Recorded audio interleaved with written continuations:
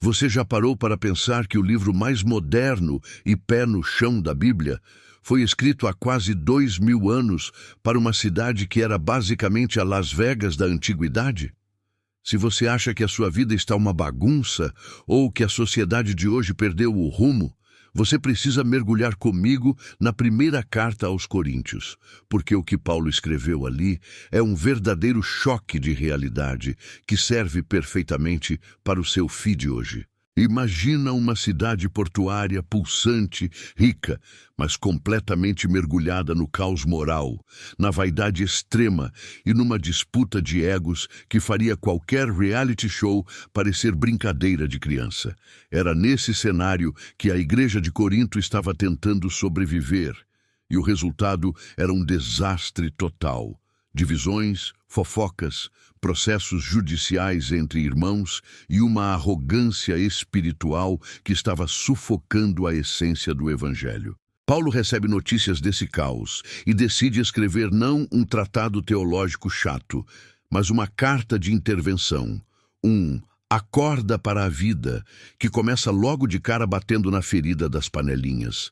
Sabe aquele comportamento de eu sou fã de tal influenciador ou eu sigo tal líder e o seu não presta?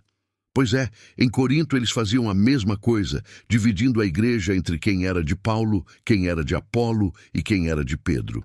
E a resposta de Paulo é um soco no estômago da nossa vaidade. Ele pergunta se por acaso Cristo foi dividido ou se algum desses homens morreu por eles. Ele deixa claro que a sabedoria deste mundo é loucura diante de Deus, e que se a gente quer realmente entender a vida, precisa olhar para a loucura da cruz, onde o poder se manifesta na fraqueza e não na ostentação. Mas a carta não para por aí. Ela desce para os detalhes mais íntimos e desconfortáveis da convivência humana.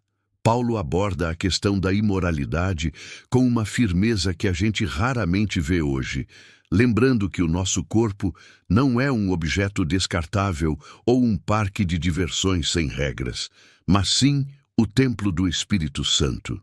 Ele traz aquela ideia revolucionária de que fomos comprados por um preço altíssimo e que, por isso, a forma como tratamos nossa sexualidade e nossa saúde física é um ato de adoração. É um chamado para a responsabilidade individual num mundo que prega o prazer imediato a qualquer custo. E quando ele fala sobre os problemas de relacionamento, ele toca num ponto que muita gente esquece: o direito de abrir mão do próprio direito por amor ao próximo. Ele usa o exemplo da comida oferecida aos ídolos para ensinar que, às vezes, mesmo que algo não seja tecnicamente um pecado para você, se isso vai machucar a caminhada de outra pessoa, o amor exige que você recue. É o fim do egoísmo religioso. É entender que a nossa liberdade nunca deve ser usada como uma desculpa para a autodestruição ou para a destruição do outro. E aí a gente chega no coração da carta, onde Paulo fala sobre a ordem no culto e os dons espirituais. A galera em Corinto estava fascinada com o espetacular, com as línguas estranhas, com as profecias e com quem parecia mais espiritual que o vizinho. Paulo coloca um freio nessa busca por status espiritual e introduz a metáfora mais famosa da história: o corpo de Cristo.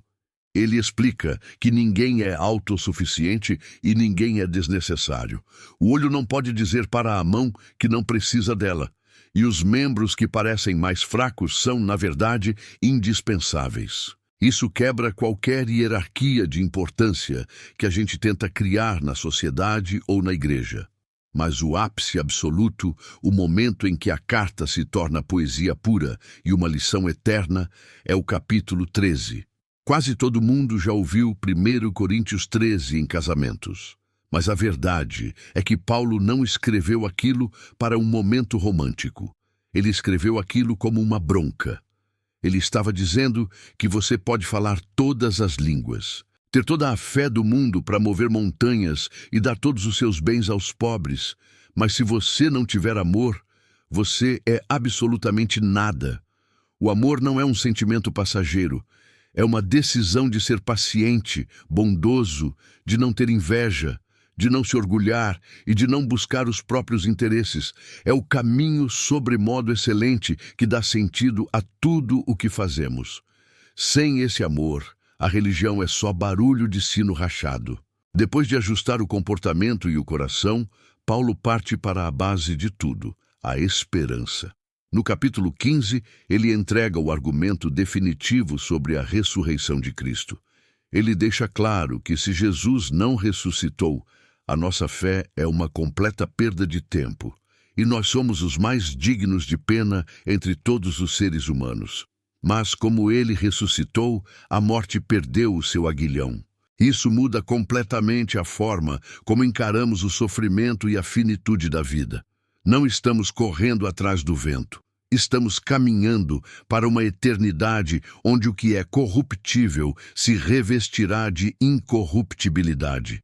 É uma mensagem de vitória que encerra a carta com uma nota de triunfo e urgência. Paulo termina pedindo que a gente seja firme, inabalável e sempre abundante na obra do Senhor, sabendo que no Senhor o nosso trabalho não é em vão. Ler 1 Coríntios é como olhar no espelho e ver todas as nossas falhas, mas ao mesmo tempo receber o mapa para uma vida de propósito, onde o caos é substituído pela ordem e o egoísmo pelo sacrifício.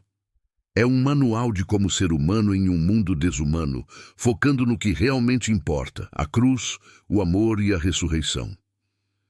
Se você sentiu que esse resumo abriu seus olhos para algo novo, não guarda isso só para você.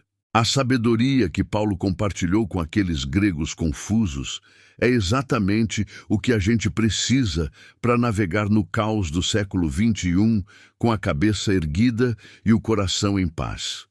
Se esse conteúdo fez sentido para você e te ajudou a entender melhor a profundidade dessa carta, já aproveita para me seguir aqui para mais mergulhos como este na palavra.